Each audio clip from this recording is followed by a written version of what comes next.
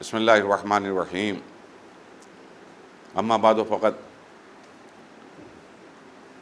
قال اللہ تبارک و تعالی فی کتابہ المبین وہو اصدق الصادقین وقولہ الحق۔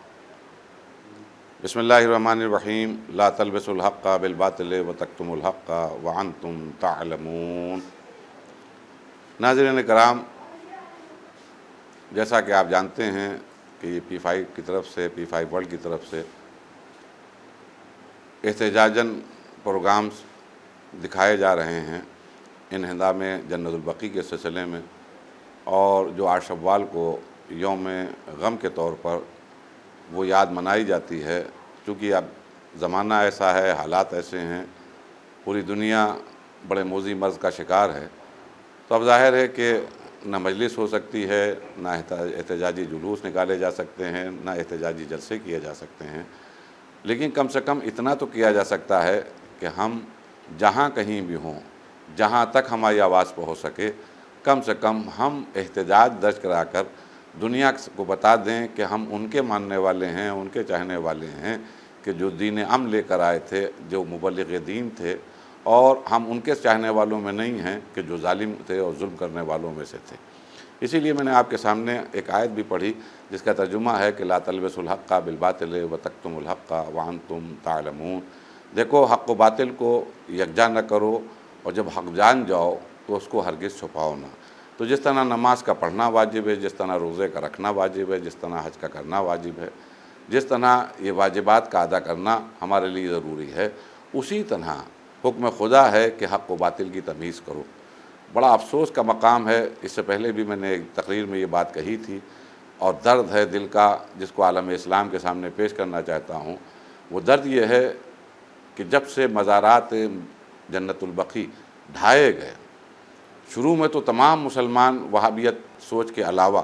جتنے بھی بقیہ مسالک تھے اور جتنے بھی بقیہ فرقے تھے، سب ایک پلیٹ فارم پہ جمع ہو کر سعودی حکومت کی مخالفت کر رہے تھے، وہابی مشن کی مخالفت کر رہے تھے، اور تعمیرات کے لیے زور دے رہے تھے کہ جو منہدم روزے کیے گئے ہیں، جو مزارات منہدم کیے گئے ہیں، ان کی تعمیر ہو جائے۔ لیکن یہ شانہ بشانہ 8 سال یا 7 سال یا 6 سال تو ہم لوگوں کے ساتھ چلے۔ اس کے بعد ایسا لگا کہ جیسے کسی کو اسلام کی پرواہ ہی نہ ہو، غیرت مر گئی ہو، حمیت مر گئی ہو، اور اصل حق کو فراموش کرتے ہوئے بقیہ تمام گروہ مسلمانوں کے خاموش ہو کر بیٹھ گئے۔ لیکن اللہ کا شکر ہے 1926 سے لے کر آج 2020 تک، کل بھی ہم احتجاج کر رہے تھے، آج بھی احتجاج کر رہے ہیں۔ ابھی تو یہ 2020 کی بات ہے، آنے والی صبح قیامت تک جب تک کہ روزوں کی تعمیر نہیں ہوگی، جب تک کہ مزارات دوبارہ بنائے نہیں جائیں گے، ہم احتجاج کرتے رہیں گے۔ اس لیے کہ ہم کچھ نہیں کر سکتے ہیں تو کم سے کم اس بات احتجاج کر کے اس بات کا اعلان تو کر دیں کہ ہم اس گروہ میں نہیں ہیں کہ جو ظالم ہیں، ہم مظلوموں کے ساتھ ہی ہیں۔ اور پھر سب سے بڑی بات ہے، یہاں پر عالم اسلام کو سوچنا چاہیے کہ صرف شیعوں کا مسئلہ نہیں ہے، صرف آل محمد علیہ السلام کا مسئلہ نہیں ہے۔ بھئی، آپ اصحاب کرام کے چاہنے والے ہیں، آپ ازواج سے محبت کرنے والے ہیں، تمام مسلمان ازواج کو بھی چاہ رہے ہیں اور اصحاب کو بھی چاہ رہے ہیں۔ کم سے کم یہی سوچ کر شانہ بشانہ ہمارے ساتھ ہو جائیں کہ وہاں ازواج کے بھی مزارات کو منہدم کیا گیا،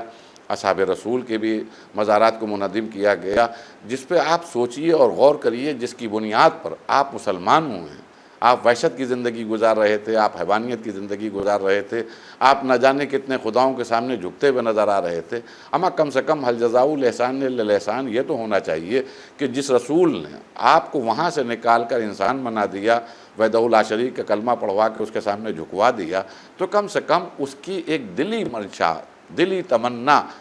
کیا خلوص کے ساتھ، کیا نیک نیتی کے ساتھ، کیا آرزو تھی سرکار ختمی مرتبت کی کہ انہوں نے بقیع کی بنیاد ڈالی تھی جب عثمان ابن مظعون، جو آپ کے ساتھیوں میں تھے اور مولا متقیان کے ساتھیوں میں بھی تھے، جب آپ ہجرت کر کے آئے اور آپ کا انتقال ہو گیا تو آپ نے ان کی قبر اسی بقیع میں بنائی، اور برمانے کے بعد یہ ایک سلسلہ جاری کیا۔ تو کم سے کم رسول اللہ کے دور میں جناب عثمان بن مظعون یا آپ کے بیٹے ابراہیم کی تدفین اس بات کا ثبوت ہے کہ یہ اس دور کی سنت ہے۔ دیکھیے بدعت اور ہوتا ہے، سنت اور ہوتی ہے. کم سے کم مسلمانوں کو اسی پہ توجہ دینا چاہیے تھی کہ سنت رسول ہے. رسول اللہ نے جناب عثمان بن مظعون کی تدفین وہیں ہوئی، وہیں سے اس بقیع کا آغاز ہوا اور پھر اس کا نام بھی پڑ گیا جنت البقیع، یعنی جنت کے باغوں میں سے ایک باغ. اس میں اصحاب کرام کے بھی قبور تھیں، ازواج کی بھی قبور تھیں، اہل بیت علیہم السلام کی قبور تھیں. لیکن بہرحال مسلمان لاکھ ساتھ چھوڑ دیں،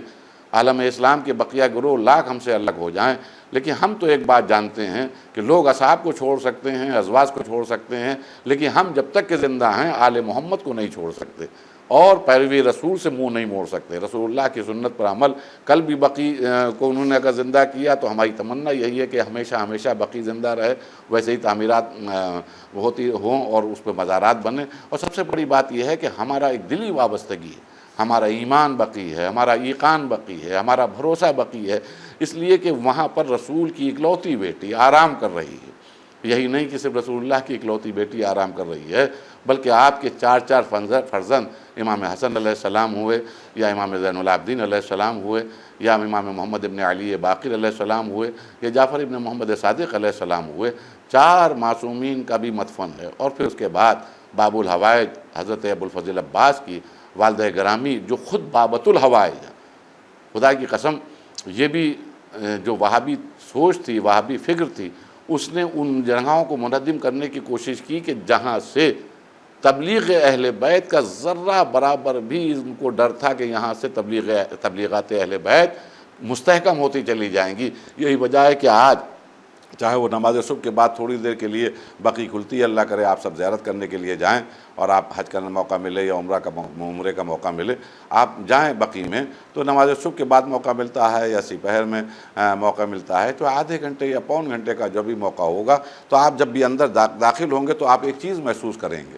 اور وہیں سے حقانیت اہل بیت علیہ السلام سمجھ میں آتی ہے. وہیں سے ان کی یہ مکاری و عیاری جو آل سعود ہیں اور یہ جیسے وہابیت سوچ کہی جاتی ہے وہ سمجھ میں آتی ہے کہ جب آپ داخل ہوں گے تو وہاں پر آپ کو معصومین علیہ السلام جن کے اسماء میں نے آپ کے سامنے لیے، چاہے وہ دوسرے امام ہوں، چوتھے امام ہوں، پانچویں امام ہوں یا چھٹے امام ہوں یا صدیق طاہرہ ہوں،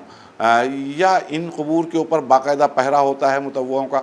اور وہاں پہ سیکورٹی لگی رہتی ہے کوئی جانے نہ پائے، یا ایک تنہا قبر ہے جو مولا عباس کی ماں جناب ام البنین سلام اللہ علیہا فاطمہ کلابیہ کی قبر ہے، وہاں پر آپ کو پہرا ملے گا. باقی اصحاب کی قبر بھی نظر آئے گی، مسلمانوں کی قبور نظر آئیں گی، ازواج کی وہ قبور نظر آئیں گی، لیکن کہیں پر آپ کو پہرا نہیں ملے گا، کہیں پر روکا نہیں جائے گا.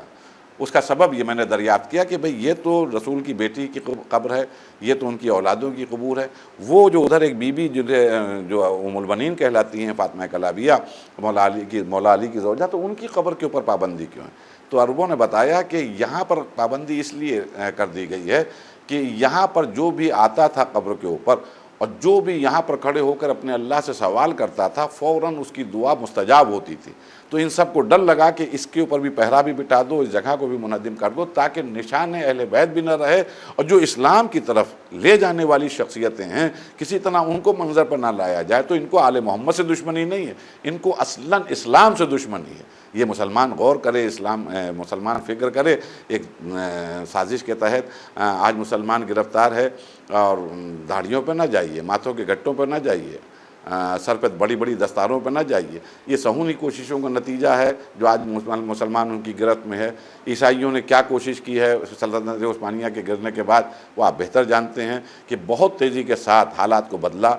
خدا غارت کرے محمد ابن عبد الوہاب کو، اور خدا غارت کرے عبدالعزیز ابن سعود کو کہ ان لوگوں نے باقاعدہ میٹنگ کرنے کے بعد، معاہدہ کرنے کے بعد انگریزوں سے مل کر پھر جو ظلم کیا ہے، جس کی وجہ سے آج بھی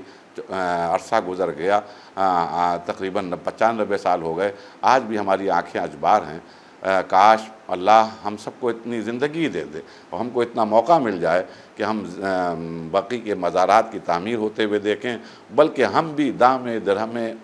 سخن ہے اس میں کسی نہ کسی طرح حصے دار ہو جائیں، تاکہ جب محشر کے ہنگام میں اٹھائے جائیں تو سر جھکا نہ ہو، بلکہ چہرے پہ مسکراہٹ ہو، چہرے پہ شادابی ہو، اور ہم اللہ کی بارگاہ میں آل محمد سے یہ کہتے ہوئے نظر آ رہے ہوں